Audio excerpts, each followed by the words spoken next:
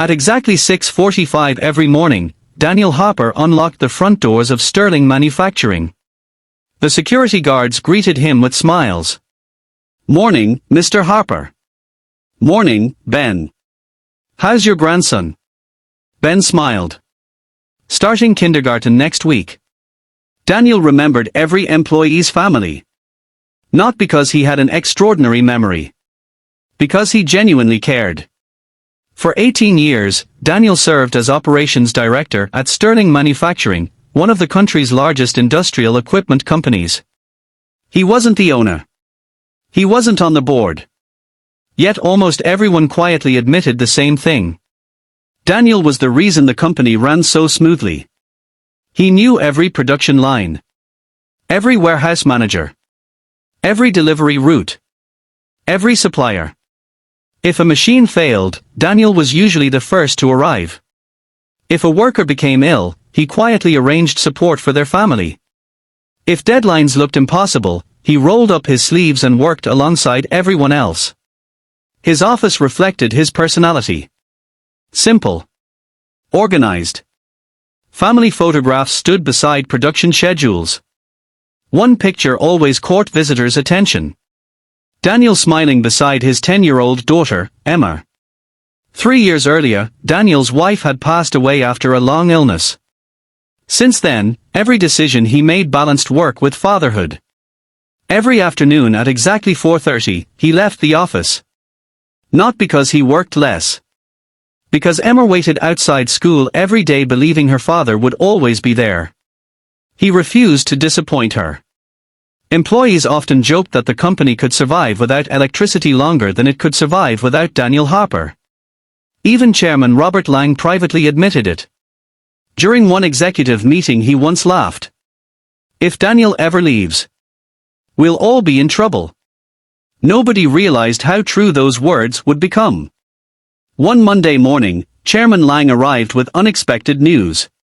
His son, Jason Lang, had completed an MBA overseas. The chairman proudly introduced him to department heads. Jason was 30 years old. Confident. Expensively dressed. Well-educated. He shook hands politely but spoke as though he already understood every part of the business. After the meeting, Daniel offered to show him around the factories. Jason smiled. "I appreciate it. But I think I'll figure things out quickly." Daniel simply nodded. "If you need anything, my door is always open." For 2 weeks, Daniel patiently answered questions. Explained supply chains. Introduced supervisors. Shared years of carefully documented procedures. Jason listened politely. Sometimes. Other times he interrupted. "I learned a more efficient model in business school." Daniel never argued. Experience had taught him that people learn best when they feel respected. 3 weeks later, another executive meeting was called. The atmosphere felt strangely tense. Chairman Lang stood slowly. "I've made a decision." The room became quiet. Beginning next Monday, Jason will become our new operations director. Several executives exchanged nervous glances. Chairman Lang continued. "Daniel has done excellent work. But it's time for fresh leadership." Nobody spoke. Everyone looked toward Daniel. He smiled politely. "Congratulations, Jason." Jason nodded confidently. "Thank you. I'm looking forward to modernizing everything." Daniel calmly gathered his notebook. There was no argument. No bitterness.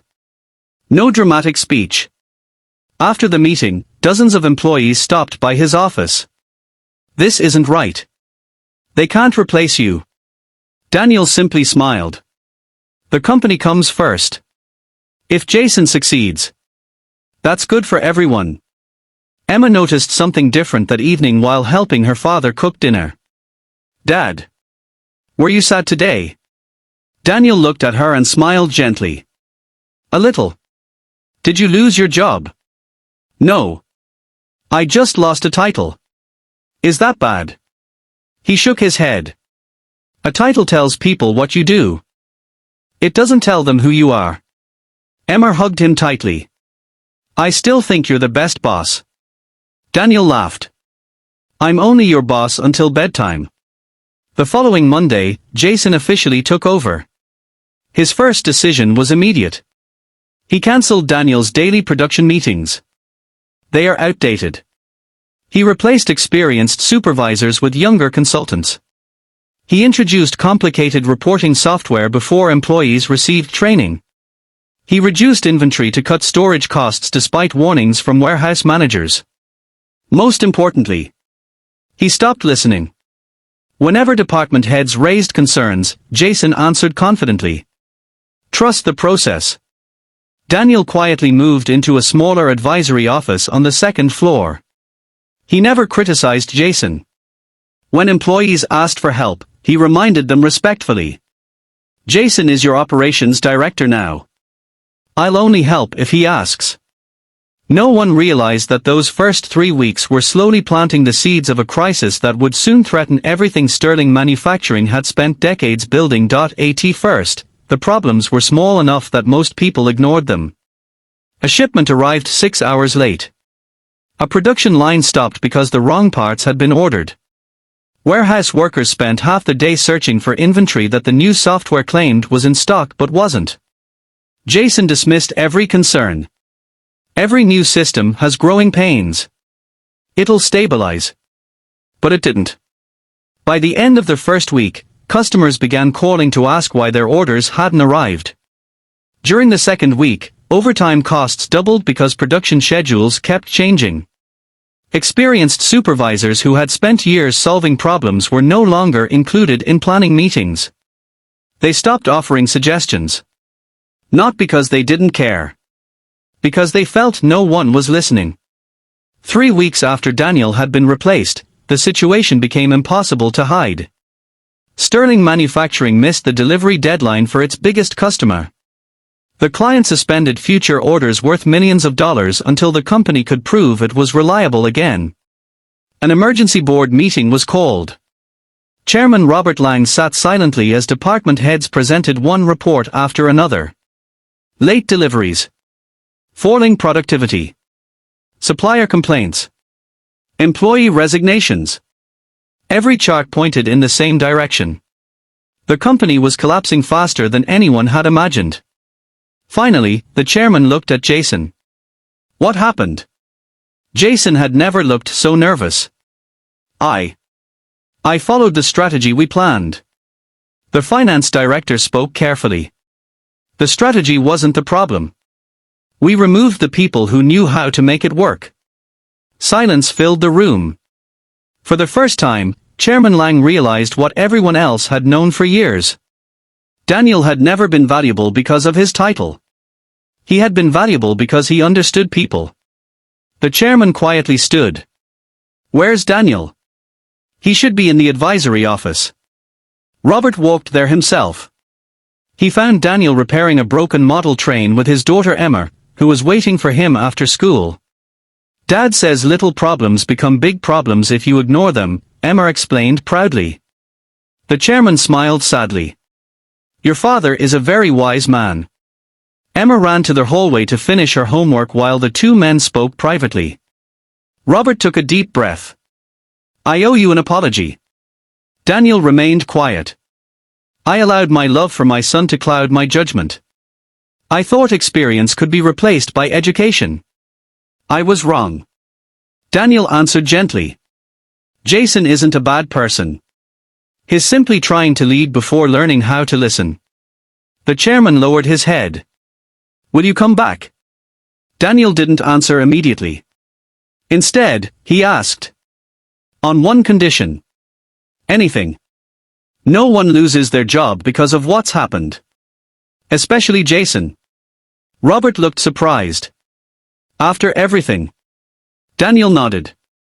If we punish people for mistakes, they'll hide them next time. The following morning, every employee gathered in the main production hall. Chairman Lang stood beside Daniel. I made a leadership mistake. As chairman, that responsibility belongs to me. The employees looked stunned. Few executives admitted fault publicly. Robert continued. Today, Daniel Harper returns as operations director. The factory erupted into applause. Jason stepped forward. He looked embarrassed. I also owe everyone an apology. I thought a degree made me ready. It didn't. I forgot that experience is earned. He turned toward Daniel. If you'll let me. I'd like to learn. Daniel smiled warmly. Then let's start today. Instead of pushing Jason aside, Daniel invited him to join every morning walk-through. He introduced him to machine operators by name. He explained why warehouse workers often noticed problems before executives did. He taught him that spreadsheets never tell their whole story. People do. Over the next several months, the company slowly recovered. Customers returned. Production stabilized. Employee morale improved. Jason changed more than anyone. He stopped giving orders from conference rooms. He began eating lunch with factory workers. He visited loading docks. He asked questions instead of pretending to know every answer. One afternoon, Emma visited the factory during Family Day. She noticed Jason helping a maintenance technician clean oil from the floor. She whispered to her father. Wasn't he the big boss? Daniel smiled. He still is. Then why is he cleaning? Because good leaders never believe they are too important to help. Emma nodded thoughtfully. Years later, Jason became CEO after his father retired. During his first speech, reporters asked him, "What was the most valuable lesson you ever learned in business school?" Jason smiled. "I didn't." The reporters looked confused.